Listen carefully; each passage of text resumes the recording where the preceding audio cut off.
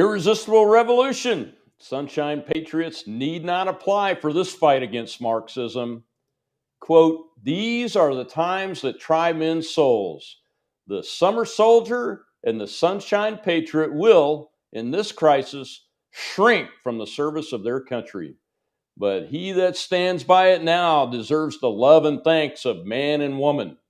Tyranny, like hell, is not easily conquered. Yet we have this consolation with us that the harder the conflict, the more glorious the triumph. What we obtain too cheap, we esteem too lightly. It is dearness only that gives everything its value. Heaven knows how to put a proper price upon its goods, and it would be strange indeed if so celestial an article as freedom should not be highly rated. That's from Thomas Paine's American Crisis.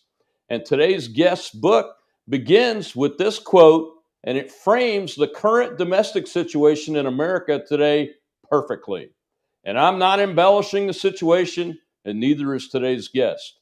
We are both servants of and sworn defenders of the Constitution of the United States with our lives if necessary.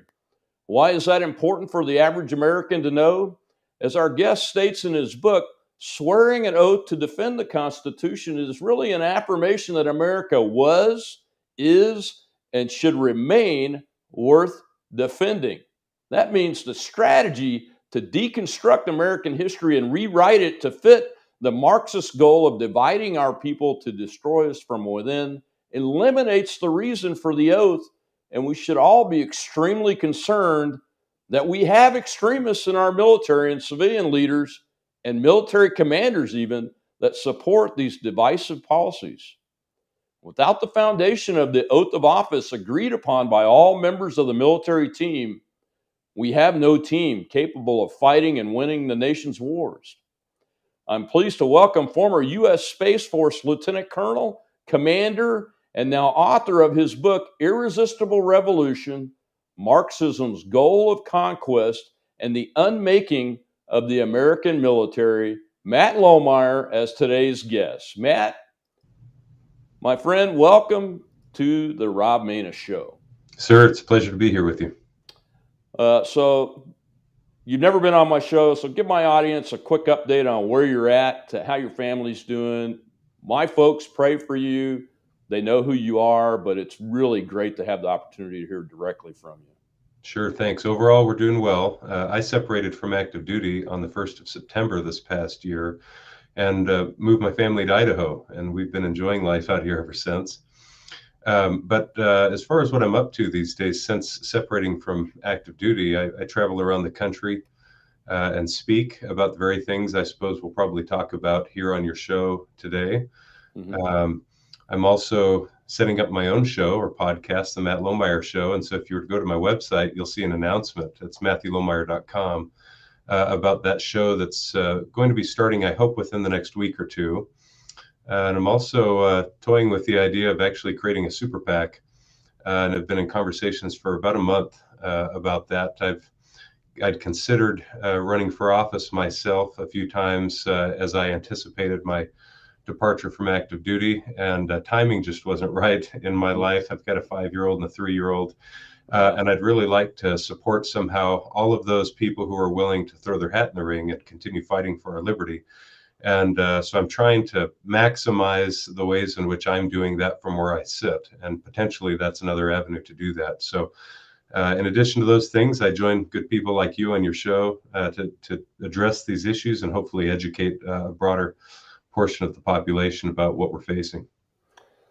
Yeah, it's fantastic that you're doing well and your family's doing well. We're glad to hear that.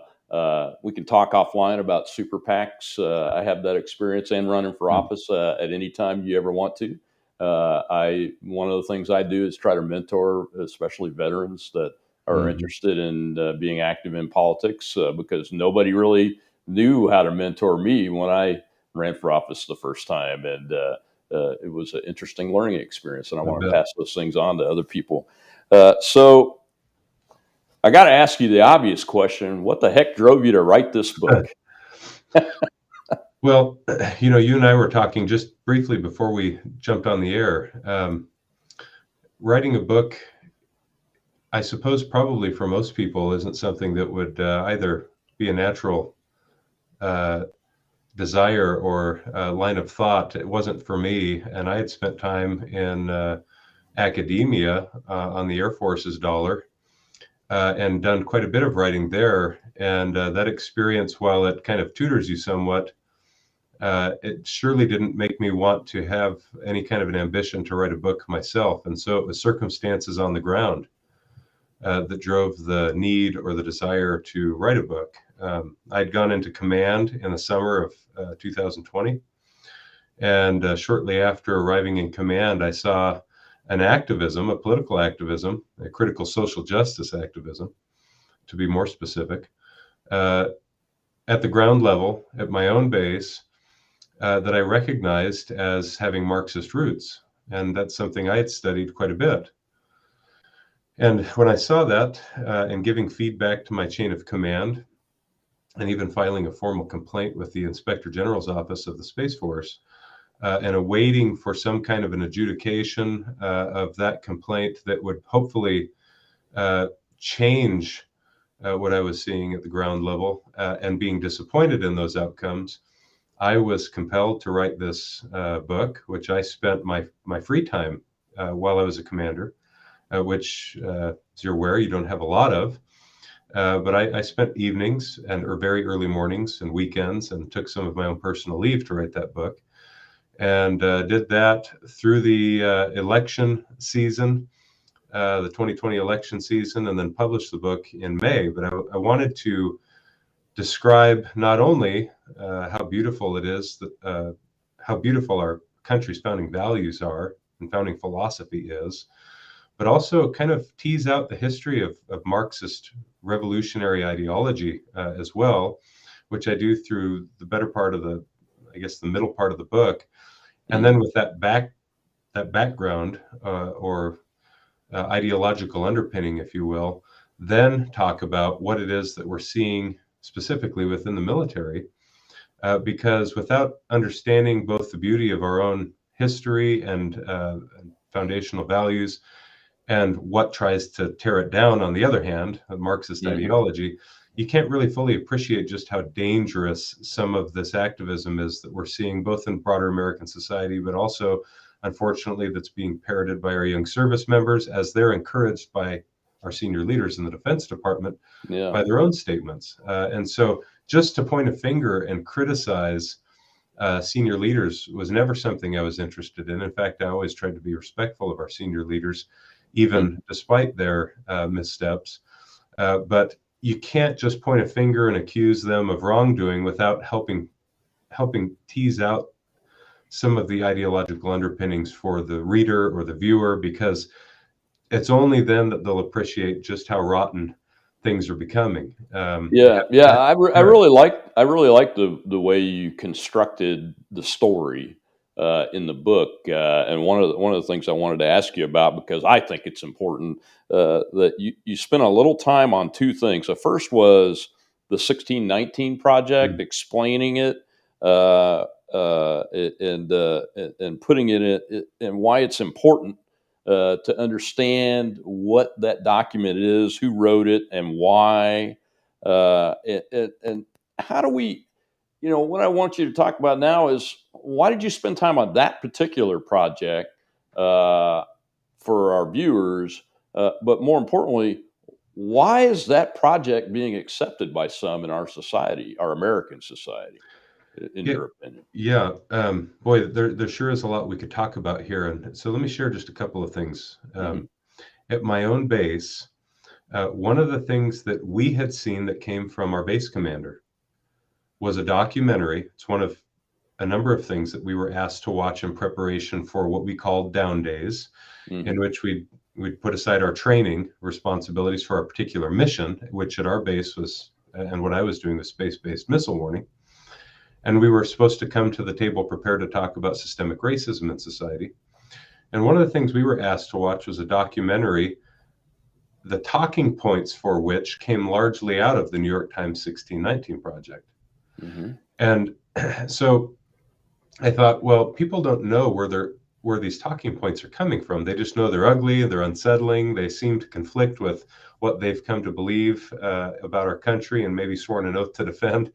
And so I wanted to actually go back. It wasn't easy for me the first time I tried this to get my hands on the original publication of the New York Times 1619 Project. I went to libraries, emailed people asking if I could get my hands on this, and actually had a PDF that was sent to me of the original magazine, in which it was roughly 100 pages, if I remember correctly. Right. This series of essays about our founding and about our history was put in print a few years ago.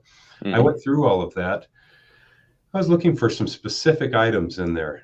If our base commanders, for example, might be pushing talking points from this narrative, I want to understand who it is that was the lead essayist, Nicole Hannah-Jones, which I talk about in my book. It's unsettling.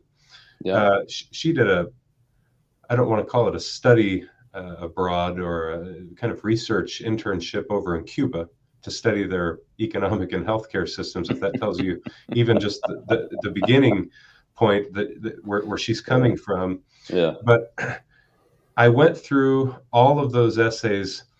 In addition to try and learn about what they were saying, I was specifically interested as a commander in the armed forces, looking for references to the Declaration and the Constitution. Right. Okay. And what I found in that series of essays over that 100 pages was nothing but derogatory comments about our founding documents and our founders. And then you begin to see that's the foundation upon which their narrative of American history unfolds. It's the evils of the founders and the founding documents and the founding philosophy. And so I thought, this is really important to tee up at the very beginning of my book. I'd like to help, I thought, first of those that I led in my own unit, and then by extension, of course, all of our service members. I thought, you need to understand that there is this thing called the New York Times 1619 Project that is now shaping rhetoric, political rhetoric across the country and in the media, and even in the military, unfortunately. Black Lives Matter at School, which is an organization, specifically Black Lives Matter at School, had got the New York Times 1619 Project pamphlets into, at the time I was writing the book, over 4,000 schools in the nation, and now that's grown even more. And once people begin to see where the talking points were coming from and who was generating those talking points and what their purpose was, which was to divorce the American from their values even further, so that they could then buy into a kind of an alternative narrative of American history, it's becomes much easier for an American to take a step back, put up their hands and say, now hold on a second. Am I really willing to consider this alternative reality that's being offered to me? And it causes people some pause, which I was hoping, and then to tee up for them, to reintroduce them to the greatness of the American ideal. And that's important for our service members to appreciate if they're going to swear an oath to defend it with their life, potentially.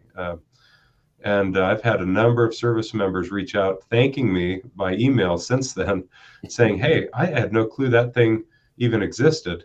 And I really like how you've teed that up in opposition to, or shown how it is in opposition to, our founding values. And once you grab a hold of the greatness of the American ideal, I'll say, you're reluctant to put it down because it's God-inspired. It's beautiful. And you start to realize just how nasty an ideology we're up against. Oh yeah, I mean, the effort of the 1619 Project, in my opinion, is to deconstruct America. It's not even the opening salvo; it's the broadside after the opening salvos, in my opinion, because the New York Times published it, and the New York Times is such a respected, or used to be, respected publication across the entire world, and to deconstruct the American value and the founding of America, as I said in my opening, and as you point out in your book, it unlinks those of us that took the oath to the Constitution of the United States from the fact that America was, is, and should be something worth defending. I think you put that brilliantly in there. Had not seen it written down that way before, and I'm going to use it because it communicates the issue so clearly, especially from a military perspective. Because if we're part of a team and the team is divided in such a way as what we see in the 1619 project, then the team can't survive conflict, military conflict, combat. You cannot Right. survive that because it's a being in combat. It's an all on the team, and if somebody's not on the team, it becomes really apparent really fast, and depending on the situation, people die That's right. really fast. And we just can't afford to have a military that's under that construct and believing in those talking points. Well, that's precisely what led me to start to give feedback and to file a formal complaint about what I was seeing in the first place was the divisive nature of all of this. Mhm. Even people with really good intentions, Yeah. let's say a base commander or a senior military leader, who think they're going to do the service member a favor by helping them confront some of our evils of history, let's say. Hmm. But couched in terms of the diversity, inclusion, and equity industry, which is rooted in Marxism, you start to prepare the soil for division. Hmm. It's what I'm saying is it's a bad starting place is to talk about how evil America was from its inception, because one, it's not true, and so you're starting from a false premise in the first place. And if you get some of your service members to buy into that, even if it's a small percentage of them, there's instantly a fracture in the force. Yeah. Whereas every service member has signed up and sworn an oath to defend the Constitution, presumably because they believe in the goodness of our country and are therefore willing to voluntarily put skin in the game to defend it, you instantly have this fracture where people start wondering whether or not it's worth defending. Hmm. That's simply not the kind of division you can have uh, in your armed forces and maintain your lethality, maintain Yeah. the kind of good order, discipline, or morale that's expected of troops. I just had people. I don't want to really go down this path, but in the past week, we've seen a bunch of headlines about Russia and Ukraine. Okay, Yeah. I've had service members reaching out to me in exasperation, saying, "I'm not sure exactly what's going on over there, but I'm not sure I believe in the idea of being deployed in support of this conflict."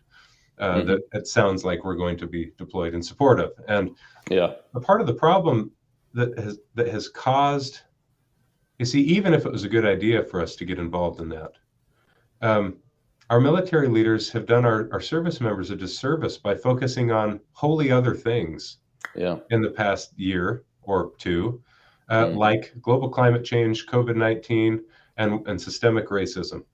And so when push comes to shove, if we're going to ask our service members to go engage in war somewhere, that's been the last thing on their mind is what's happening with Ukraine and Russia, because our service leaders aren't teaching our service members about those things. They're teaching them about the evils of white supremacy, for example. I mean, that's what they've been hearing our senior leaders testifying about before the Congress. So, boy, our priorities have been so misplaced that when push comes to shove and they're actually called upon to do something potentially, Hmm. what we've been focused on has zero bearing upon the conflict at hand. And it doesn't matter what country we get involved in. All the things we've been focused on that are ideologically based fade away into nothing. Yeah, it's really disappointing, and it's scary. I'll just say it. I'll say it. Look, people see retired colonel and all that stuff, and oh, this guy can't be afraid of anything. Well, that's not true. This is a scary situation, folks, because we have created this context that puts us in jeopardy as a people, and puts our servicemen and women in jeopardy, because you can't be focused. Let's put it this way: I started in this business in the military at age 17. I grew up in it as an Air Force brat, and I retired at age 49, 32 plus years as a colonel. And I spent 99% of my time first learning to be an expert in my job and what it meant to achieve the mission I was assigned, and two, learning and studying what it takes to survive and to act appropriately in combat. Because it's like a car accident or an aircraft emergency. You don't know how you're going to react until it happens to you, and the better you are trained, the more reliably you're going to react and respond to the situation. It's a simple human nature thing. And if we're focused, like you just mentioned, on all these other things, which is true, that's what's been happening the last 2-3 years, then our forces aren't ready. And a lot of us that are retired have been saying that, especially senior officers and senior enlisted, that our readiness is devolving very rapidly to below the line. And it was already below the line in certain cases because of overuse in the Afghan and Iraq wars. But now, from a philosophical and a readiness from the soul perspective, from the ability to withstand combat and withstand major conflict, I'm very concerned. I'm very concerned. And, I have a son. I've had 3 sons in the military. I left the military in 2011. And we'll get back to that in a second because I got a question about your chaplain experience as a squadron commander. But my last son that was on active duty left the Air Force. He's an enlisted guy, jet engine mechanic, really good at it, loved his job, was a brand new frontline supervisor, staff sergeant, 7 level, loved it. But he called me in June of this year and said, "Dad, I'm going to terminate. I'm going to get out at the end of my enlistment here in August." And I said, "Why, Colin?" He said, "Well, in the extremist stuff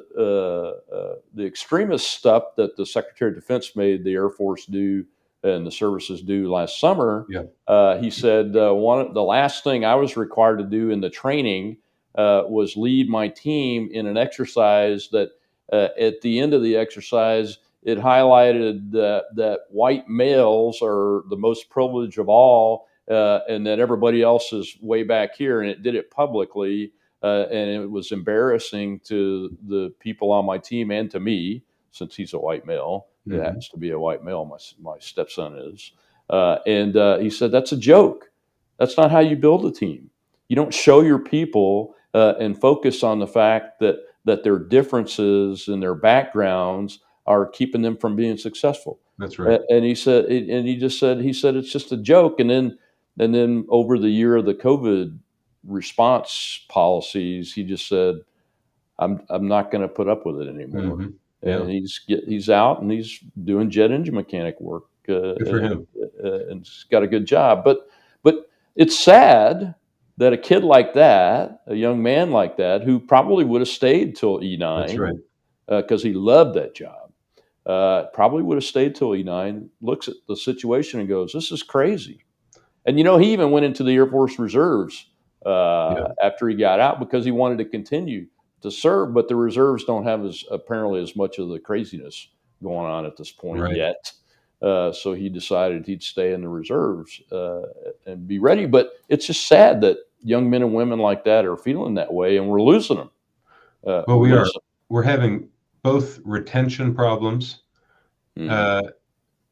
Some of those retention problems are the result of this kind of ideological push that's occurring that people have been sensing for a couple of years. Some of that retention problem now is directly of the DoD's own making with its COVID policies, and there have been those who are now choosing to accept the outcome of being pushed out of the military rather than have a forced mRNA gene experimentation vaccine. Right. But there are, in addition to those retention problems, recruitment problems that we won't necessarily fully understand or appreciate for another year or more. We're already starting to see reports that some of these services aren't going to be meeting their milestones for recruitment. And of course, that's why the Army, for example, has discussed offering enlistment bonuses for signing. I think it was the Army, if I'm not mistaken, $50,000 enlistment bonuses. $50,000 for a 6-year enlistment. And Yeah. it's like, well, there's people that still want to serve regardless of that money, and so they're going to serve. And there are people who simply aren't interested anymore, and I don't think the money's going to help them. So all that we're going to be doing Right. is throwing a bunch of money at those who are likely already going to be joining the service anyway. And we've done the same thing with pilots for at least the past decade. Yeah. So we throw money at problems that don't need to be fixed with money. They can be fixed in other ways potentially. Hmm. But yeah, I'm very concerned about what we're going to see happen with recruitment and retention in the years ahead. And I unfortunately, it's of the senior leaders' own making It is. and frankly, the Biden administration. I never said that while I was on active duty. I didn't like the idea of being political on active duty, and ironically, it was for alleged political partisanship that I was relieved of my command. But Hmm. anyone that worked for me knew I just wasn't partisan. I didn't care if people were Democrat, Republican. I didn't Yeah. care what candidates they supported. I wrote a book about Marxism, and that shouldn't be politically partisan. Right. It just doesn't matter what people's political affiliation is or what candidates they support, but it does matter that our military is being politicized. It just so happens it's a left-leaning politicization at the moment that's really offensive to a good portion of our armed forces. And it should be offensive. It should be offensive to a good portion of our population overall, quite It should honestly, be. Matt, because I would be as appalled if it was somebody that was right leaning That's that right. that was trying to politicize our military, because it just shouldn't be. It shouldn't be. I never talk politics or much religion of my own. Pushing my own thoughts on Hmm. religion the whole time I was in the military, because I was taught very early on as a 17-year-old That's right. teenager by my dad first, who was a master sergeant, and then by the master sergeants that brought me up, and said, "Hey, just stay away from that stuff while you're on active duty, and you'll be fine." And That's that right. was, and that's because it should be apolitical. And your book, I've read your book, and I didn't find a partisan thing about it. Yeah, Quite that was my frankly, I mean, effort. there's no partisanship at all in there. As a matter of fact, as somebody whose dad fought in the Cold War, I fought in the Cold War, my brother fought in the Cold War. I think it's a good thing that you published it. It ought to be in every war college and air Mm. command and staff college and squadron officer school and enlisted PME class that's being taught in the United States. That's one of the books that ought to be read, Mm. quite frankly. Maybe someday. Uh, well, if I'm ever in charge of anything again, or I know somebody that is, I'm going to try to do it because it's not a partisan book. It's about what's happening, and what's happening based on what we've seen happen in history with this thing called Marxism. Hmm. And the Democrat Party, unfortunately, is full of them. Is full That's of them, true. and the policies they're more importantly, the policies they're pushing, even into the military, has a basis in Marxism. Let me touch on this question real quick. I don't think it'll take you long, but you juxtaposed, I believe, that's the way I took it anyway, the 1776 commission that President Trump Yeah. uh, appointed, and they put a report out just before he left office, up against the 1619 project just a bit. And I think to follow that flow of, you had to describe what's wrong, and then show people again, here's what America's founding values were. And I got a copy of the report right away, Hmm. and I read it, just as I did read the 1619 project uh, when it came out. And the 1776 report seemed, you know, apolitical, Hmm. right on along the values of the Declaration of Independence, the Constitution of the United States, all of the thought that, the enlightened thought that went into those, and then the efforts throughout the history to achieve what Lincoln said in the Gettysburg Address, that were dedicated to, that all meant to the thought that all men are created equal and we Hmm. were conceived in liberty. I mean, that's what I took from it. I didn't see it as anything other than that. Right. But it's got President Trump's name on it. So, That's a big uh, problem. and you mentioned it, and you actually wrote quite a bit about it in your book. I saw it too when it came out. I mean, the thing's been squashed. Yeah. by the regime media Hmm. and those kind of things. But it's also been attacked by academics. And I go back and I read it, and I could obviously see the flaws in the historical facts in the 1619 Right. project. And when I read the 1776 Commission's report, I didn't see those factual That's flaws right. in that. It was very facts based and taken from primary documents and writings and those kind of things. So Yeah. uh, tell folks a little bit about that may not have even heard of the Well, 1770. as I mentioned, the 1619 project spends 100 pages spreading what historians on both sides of the political spectrum have simply dismissed as ideology, not history. You have in contrast, the 1776 project, which was produced in very short order. I mean, like we're talking a month's time. These guys had one or two meetings Mm-hmm. virtually. These scholars come together, presidents of universities, scholars. They're well-respected people who have done respected work. Came together and put together something that's not even quite half the length, I don't think, of the New York Times 1619 project. Mm-hmm. And there's far more valuable information in that rather benign telling of the overarching picture of events in American history in the 1776 project or report Mm-hmm. than if the 1619 project authors had spent 1,000 more pages on beating the same drum that they had in producing their 100-page series of essays.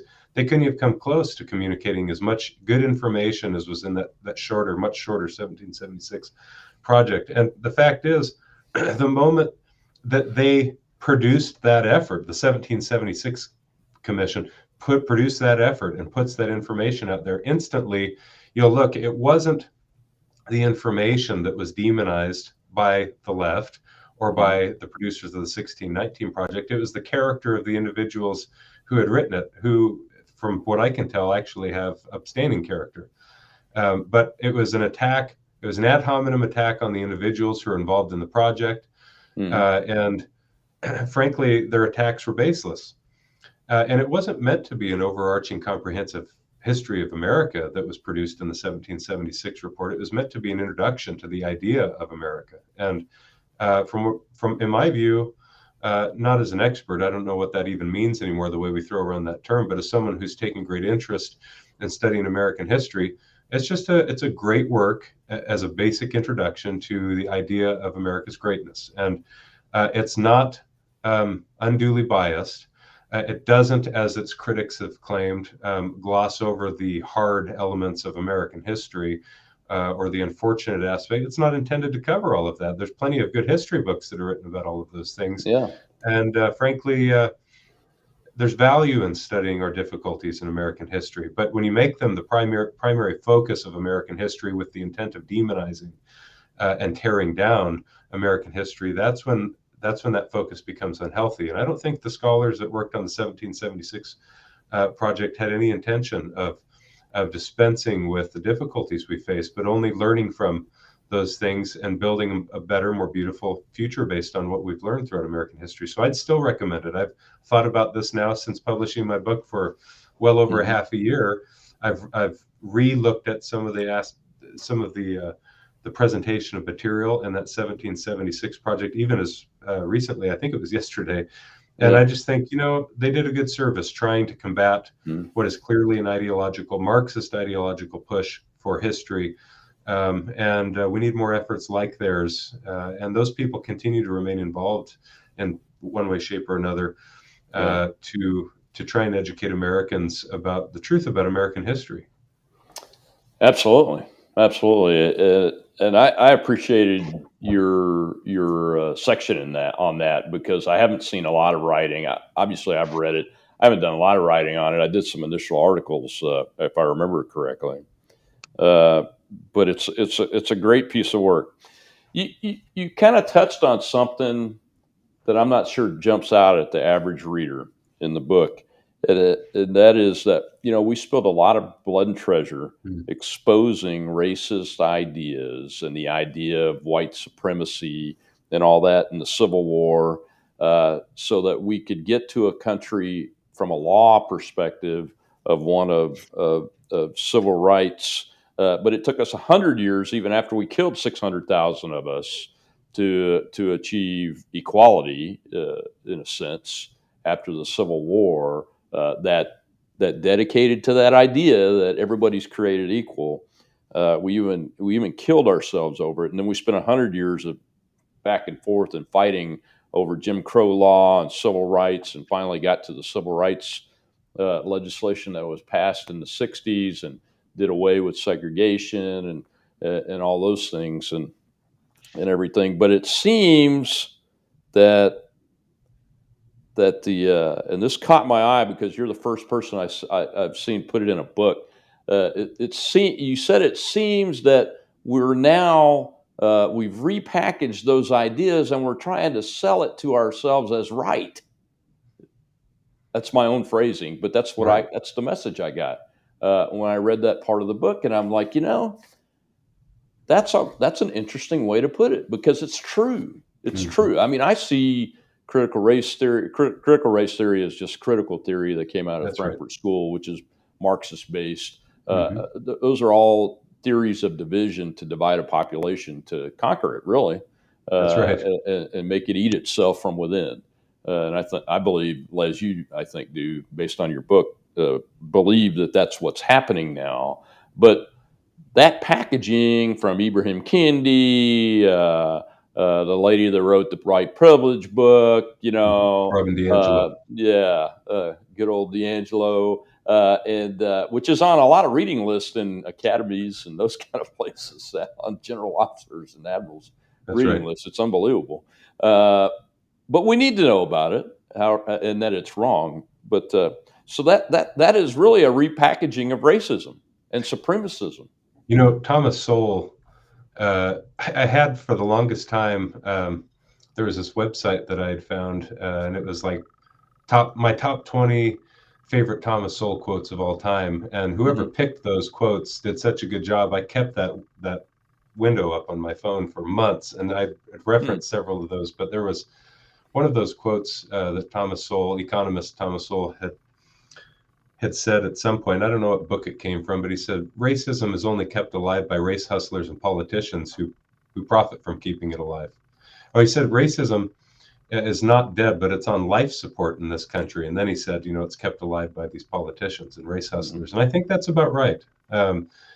It has become antithetical to the American value system. And frankly, it has, in my view, since its inception.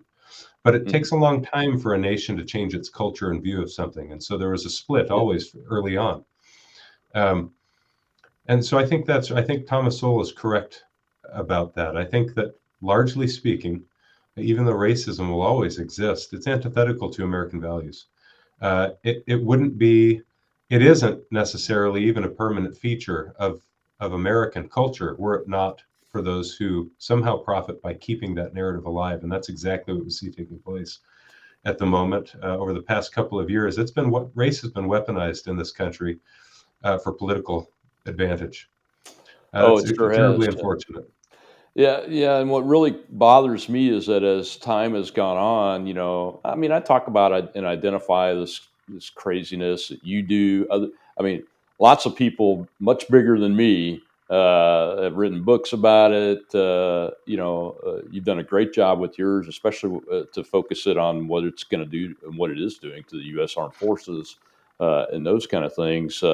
But we still see action being taken to do things like segregate Right. and saying segregating people is good, Mhm. and saying that justice system for one skin color should be different than a justice system for another skin color. I mean, those are actions that are being taken Well, and let me things give you that one we're example seeing. of that. And I mentioned this in my book. I'll be brief in sharing it. Yeah. One of the guided reading groups or study groups that I participated in at my base, we read a book called So You Want to Talk About Race by an author named Ijeoma Oluo. And there's a discussion guide in the back of the book for whomever it is that is going to be the facilitator of a discussion on race using Oluo's book. Mm-hmm. And the guidance that's given to the facilitator, even in our case, an active duty officer facilitator, was that if white people need to center their feelings during the discussion, they're to separate themselves from the body who's having the discussion so that people of color don't have to share their burden. That kind of rhetoric is just so disgusting to your average American, and it's certainly disgusting to the American service member. And so when that's recommended as a book that should be read in preparation for a discussion on the base, instantly there's division that's created. There's some small part of the population that for some reason takes to the book. But by and large, everyone else thinks, why on earth are we reading this? And what does it have to do with my mission here at this base? I mean, bringing this back to how it affects our mission. And you start to have resentment that's bred between people. That is not a naturally occurring psychological phenomenon in our armed forces as race, identity, political division. But it's in fact something that you can inject with these kinds of books. That's why the American people reacted so emotionally when they heard the testimony of Admiral Michael Gilday, for example, testifying before the Senate Armed Services Committee and the House Armed Services Committee, saying that he was trying to defend the idea that he had Ibram Kendi's How to Be an Anti-Racist on his reading list for sailors. Yeah. And when he was essentially poked in the chest by people like Senator Tom Cotton and others, how can you justify this? He nevertheless tried to justify it, and he had quotes read to him in that hearing from the book that are just appalling to our senses, and yet he tried to defend it. I just don't quite understand that. Yeah, I don't either. We've seen a lot of strange things coming out of our senior leaders. Like, I want to understand white rage when it comes to January 6th, and it didn't have a damn thing to do with it, quite frankly. That's right. Millie needs to go. Strange. That's Rob's opinion. I hope he's embarrassed by that. I really hope he thinks, why did I say that? And you hope, because it would at least indicate he's got some sanity, and he hasn't lost it. But I mean, there's some pretty creative meme makers out there. I'm sure some of those are getting to his phone. I'm sure. And you know what? It's good that we can laugh about it, but it's a very serious business when you're talking about the chairman of the Joint Chiefs of Staff, and he needs to be looking at those memes so he understands exactly how much of a foot he put in his mouth. More like his head up is, is what I believe. But so you talk, once you get through those two portions of the book, then you get into, the real big concerning part for me as a professional officer to this day, and that is what is happening to the armed forces and the culture of the armed forces. Talk about your experience with this chaplain, this base chaplain that came to see you shortly after you took command of your squadron. I found that story very compelling because when I left the Air Force, I left the September 1st is when I drove out. I was a wing commander at Kirtland Air Force Base, New Mexico. So I left on September 1st, and I was very close to my chaplain's office. As a matter of fact, the senior chaplain there at the time I left was one of the officers I was mentoring to go on to be senior leader material, and I think he's an 06 now. But he sent me a letter 2 weeks after I left, signed by the Chief of Staff, that said commanders can no longer talk about religious capacity, religious items in meetings, et cetera, and you might even think about not going to church on base at the chapel and those kind of things. Only the chaplains can do that. And when I saw the letter, I was like, wow, I'm glad I retired when I did, because I would have had to resign over that. Yeah. Because every staff meeting I had as a wing commander and a vice wing commander had a piece from the chaplain in it, but also commanders and senior enlisted folks would be there and were free to talk about any concerns. So, and I never said anything to anybody because I thought it was good. Any type of thinking that gets you outside of confines of, especially in the military, outside of the confines of the military construct, is good. It stirs innovation and more empathy for people, and winning in the military and combat is about people. I think you know that, and I know that, but a lot of people That's don't right. realize that. So when I read the story, I hearkened back to that letter, and I'm like, wow, things really did go bad, because that was 2011, Hmm. and Right. you're talking about 2020, Yep. correct? When you had this experience, talk about That's that right. experience a little bit, man. Well, I'll say here something that I said to the chaplain shortly after, or while I was having this. I suppose it was an ongoing dialogue with the chaplain, but there's no greater advocacy of and supporter of the chaplaincy and the role of for the chaplaincy than me as a commander.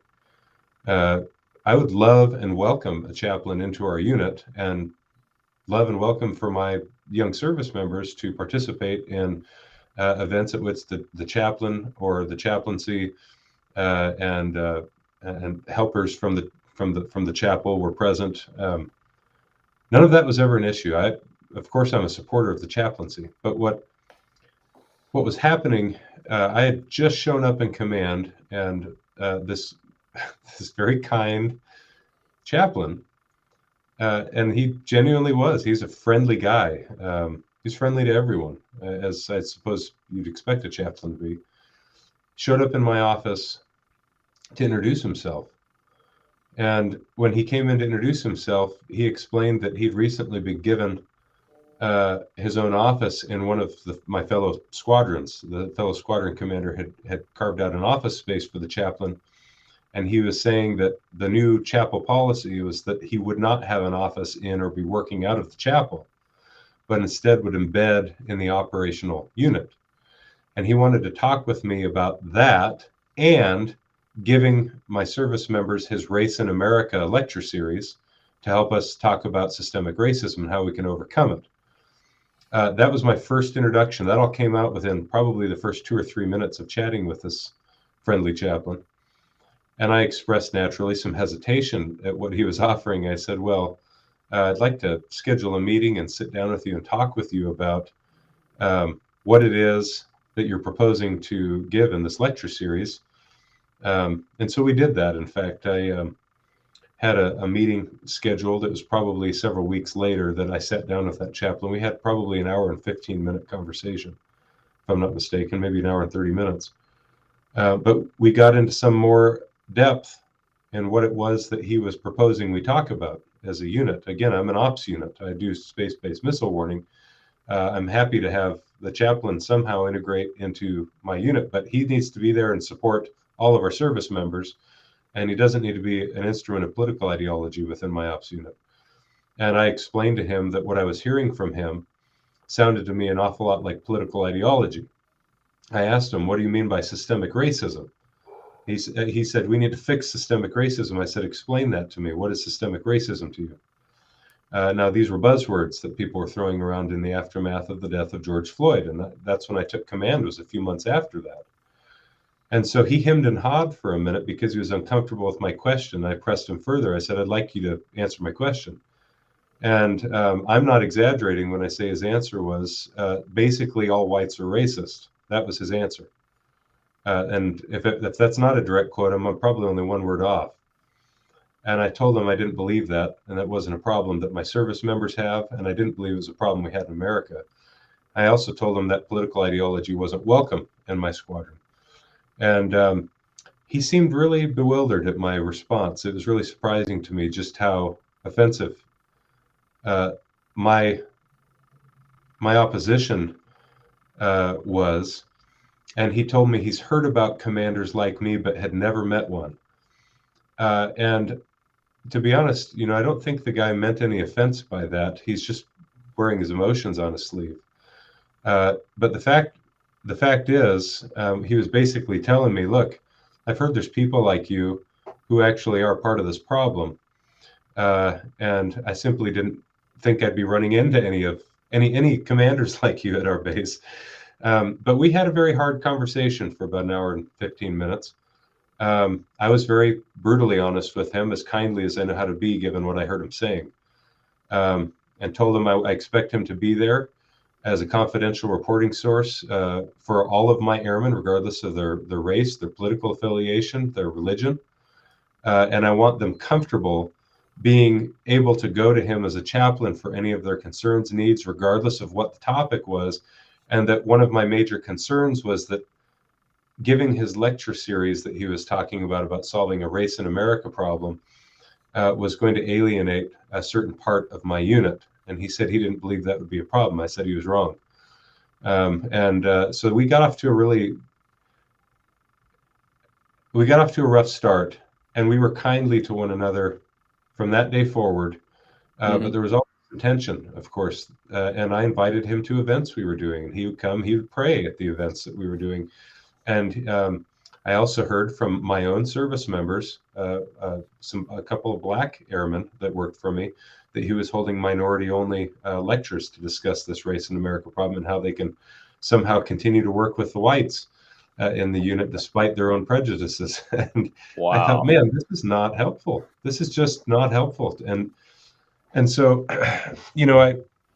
I had a really good rapport with my own service members in my unit, and so they were pretty frank with me about what they were hearing. Yeah. And so I got some good insight on this good airman that I knew really well and loved. And I think he loved and respected me as a commander. He was telling me he had very mixed emotions about what he was hearing over there in the chapel. And he wasn't sure how to take it. And he said things like, I wasn't raised to believe these things, but I'm learning these things both from the base commander and the chaplain. And that's problematic for a commander when the focus starts to be on political ideology and narratives about American history and not whatever our mission is. And so I shared this, for example, with the commander of the Space Force. I shared some of these interactions with, and I expressed my concern, and I was thanked for bringing this to his attention. Said these are problems we absolutely cannot have. And in fact, it was very shortly after having that conversation that President Trump issued an executive order on the 22nd of September, banning the use of critical race theory language in our federal agencies to include the uniformed services. Now, I don't know that my input had any bearing on President Trump's decision to issue an executive order. I think he was getting plenty of feedback from all corners of different federal agencies. But I'd like to think that, one person's voice can in fact make a difference, and sometimes does. And so I'd encourage our service members, if you're seeing something that doesn't look right, or if there's discrimination that's taking place, you need to speak up. And I think your chain of command, by and large, does want to support you as much as they can when you bring those concerns to them. Whether or not they're crippled by the climate of fear that we built for ourselves is an entirely different question. Do you think that the service environment for those service members who might be seeing things that they think they should point out but they're chilled and there's really not that much reporting going on from their perspective? Do you think that's happening?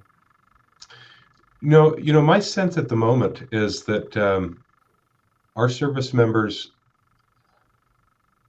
are increasingly becoming willing to stand the ground and speak up and to try and do it respectfully and to say, I don't like where this is headed. It doesn't matter if it's about vaccines. It doesn't matter what it is. But I think just in the face of the politicization of the military writ large, I think there are an increasing number of people who are willing to take a stand and say, no, not on my watch. This isn't what I signed up for. And the reason I think that is because I hear from a number of these people. Now, whether or not they're doing so collectively at any given base is a different question. Maybe they feel like they're standing alone. But let me hint at something that I'm aware of that's going on that I'm really hoping to share more about on my own show in about a week.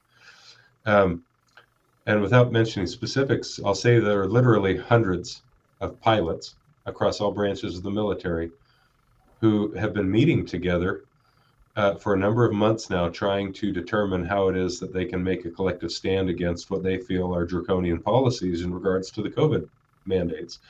And I know that's not necessarily surprising news. We've had SEALs doing the same thing, but we already have a pilot shortage in across our branches of the military, for example. Yeah. And so when you've got potentially hundreds of these pilots who face a penalty of separation from the military without their pension because of their decision, especially as we contemplate going to war, for example, or committing forces to a region, any region, we've unnecessarily imposed added risk on the force and potentially greatly compromised our own readiness over policy decisions that were unnecessary. And these pilots know it, and they're in a position of strength. And so there's going to be more information about them coming out. Oh, good. I look forward to watching that show. Yeah. I look forward to watching that. Make sure I'll make sure I'm looking at your website, get signed up. Got it. I'll send it to you. Because I'm on an organization. I'm on a task force as part of an organization called the Stop Vax Passports task force. And one of the webinars that I've been one of the panelists on, I talk about the only study really by the GAO, the service members, about a vaccine program. It was the anthrax program and the effect on aviators in the Air National Guard and Air Force Reserve. With the pulmonary and cardio issues that even one that causes in 18 to 30-something-year-old men, we're taking great risk by forcing our aviators and our special ops folks who are in those categories to take this vaccine when it's not necessary from a readiness perspective. With the anthrax thing, we thought we were going to have anthrax spread all over the battlefield, and we needed to do something about it to protect our people. That's not what's happening here. That's right. That is not what's happening here. The science doesn't support it.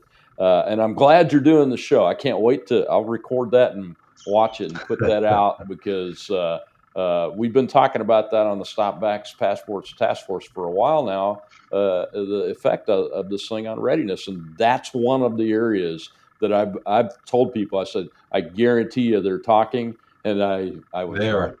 They are. Oh, yeah. They're. You and I know as aviators, if your heart or your lungs are messed up by something, you're done. You're done for the rest of your life. It's not just military service, but those, folks that are professional aviators, they want to fly as a civilian pilot too when they get out of the military and be successful for the rest of their lives. And you're talking about forcing them to potentially have a high potential of having to give that up just to take a shot. It'll be really interesting to see how this is all adjudicated over the months and years ahead. I mean, if some of these people sustain lifelong injuries or maybe even injuries as a result of this vaccine that end their flying career, for example, I mean, how these people get compensated moving forward. If they end up having to separate without their pension, how they're going to get compensated. I mean, there's a lot of things to be seen how this is all going to unfold in the months and years ahead.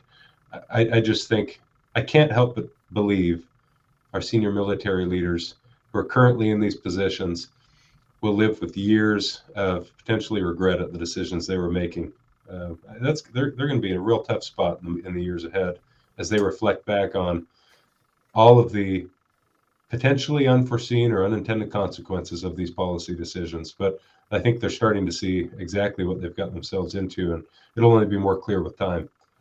Luckily, this is a lot faster acting than the Agent Orange issue was. That's right. Because a lot of those leaders died off before they started seeing the effect in the mass of the force from that years later. But I think you're right, and I hope you're right. I also think that they won't only regret it, but they'll take actions in their own lives to try to fix what they've done. Yeah. At the end of the book, Matt, after you go through, the things like the chaplain experience you had with the military culture and what's happening, and you talk about how, on social media, these young enlisted people are just espousing these extremist ideas, but they're extremist ideas that aren't being looked for, apparently. That's right. But when you get to the end of the book, you added a chapter called "The Wrath to Come." And I saw that show. Part of that, most of that chapter was about a transcript from a Tucker Carlson show. I saw that episode, Yeah. I'm not as smart as you, so I didn't have it well thought out, but it sure really hit me off. I mean, I was like, oh my goodness, this is not good. The way he laid out the reactions he was seeing and everything. Before we close out, just talk about that, the wrath to come a little bit, because I think people need to hear it. They need to hear that this is not just the U.S. Armed Forces that's going to happen with our society if we don't get this ship turned around. That's right. Well, the purpose in including Tucker's, the transcript of Tucker's monologue for that particular show, whenever that show was to put on display for the reader up front, at the beginning of that chapter, the rhetoric that was being employed by the politician, and in this case, it was Democrat politicians, against the other half of the political spectrum in the country, the demonization in their rhetoric, the turning of their opponent into something that is inhuman, starts to sound very quickly like the kinds of totalitarian regime rhetoric, ideology that we heard out of the 20th century, Nazi Germany, communist regimes also. They tend to demonize the opposition, dehumanize the opposition, so that doing the unthinkable to the opposition begins to not be impossible. If you can start to divorce your conscience from the opposition as if they are somehow evil, as if they're not worthy of an equal place or standing within society, then you can begin to talk about the things that are required to be done. I just read a quote, and then I went and fact-checked this myself, watched the video where Trudeau says this, but it was in December, just a month ago. Trudeau in Canada had talked about the unvaxxed, and then he said largely they are misogynists and racists, which is totally not true. It's a leap, okay? And then he asks a question. He says, we have to make a decision. How long are we willing to tolerate such people? That chain of rhetoric is Hitler-esque. When you start to talk like that as a leader of a country, you make yourself an enemy of humanity. And yet there's an uncomfortable amount of people these days that simply don't bat an eyelash at that kind of rhetoric. And so it was important at the beginning of the chapter, that last chapter, the wrath to come, which is it's a quote from the New Testament. Who warned you to flee the wrath to come, as asked by John the Baptist. But you have to recognize that the rhetoric isn't all in vain. It's being used as a natural consequence of the path that we're on that leads to anger, men's hearts becoming cold, and eventually violence. History, I'm reluctant to say history proves things, but history does demonstrate patterns of human behavior. Now, the circumstances are always somewhat different, but human nature has been the same. And when people start to hate one another that way, and to talk about one another that way in society, you don't have any kind of a semblance of a nation. You've got people who are so polarized as to hate one another, and then to be willing to start to justify hurting other people. And so that's why I wrote that last chapter. It's that, look, if we don't get the ship turned around, to use your language or your analogy, then this does seem, historically speaking, inevitably to lead to violence. And it's already begun. We're getting a whiff of that with what we see in the news cycles over the past year. Fortunately, it hasn't erupted across the cities in our country, but I'll tell you, based on some conversations I've had as I've spoken around the country, there are people, even good people who I think are politically aligned with me, let's say, who I'm conservative, they're conservative. We have some overlap, but they are so angry they're willing to get violent.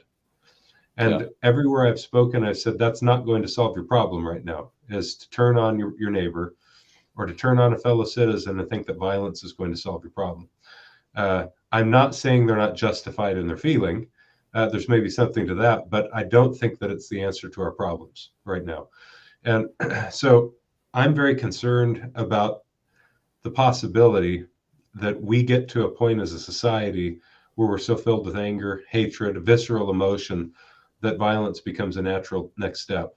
And one of the things I point to, I'll just wrap up by saying this. One of the things I point to in the last chapter is that there's this great book that's terribly hard to get through, called The Logic of Violence and Civil War by Stathas Calivos. He's Greek. And he traces through the civil wars, primarily in the 20th century, of various countries, many of which were brought about by Marxist ideology, by the way. And these people recognized that things were getting bad. He interviews them as a part of the writing of the book. They recognized things were getting very bad in the lead up to what became a civil war, but they'd never anticipated it was going to turn into a war. And then nearly overnight, like a whirlwind, it sweeps them up all by surprise, and everyone's killing. And it lasts for how many ever months or years it lasts. And some of these survivors then he's interviewing, all they can remember is that we knew things were getting bad, but we didn't know they were getting this bad. And they were surprised by the madness that seemed to overcome society. Neighbors killing one another. And so people, when it comes down to survival, when there's anger involved, when people's family members are caught up, when there's food involved and supply chain issues like we're seeing mount across the country right now, it takes very little, in fact, to turn humans violent. And I don't think many people really appreciate that, but they need to appreciate it, and they need to do everything in their power to avoid it. Yeah, and I think that's why more and more people like me, like you, I mean, military officers. I don't know a military officer on the right, on my political. I don't even like to use the term right and left, because I believe in American liberalism, which is not this thing that Democrats do. That's right. So people that believe like I do, that are either on active duty, or most of us are retired now, we are constantly pushing back on people, going, you don't want to take this violent. That's right. not something that you want to do. You want to see it, you want to do everything you can, even if it means a national divorce of some sort, a peaceful one.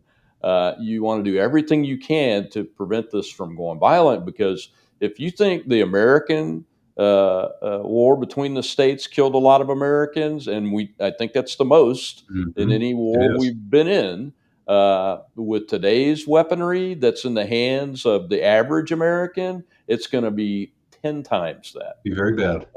It'll be very bad, and your family probably won't survive it if you instigate violence on this.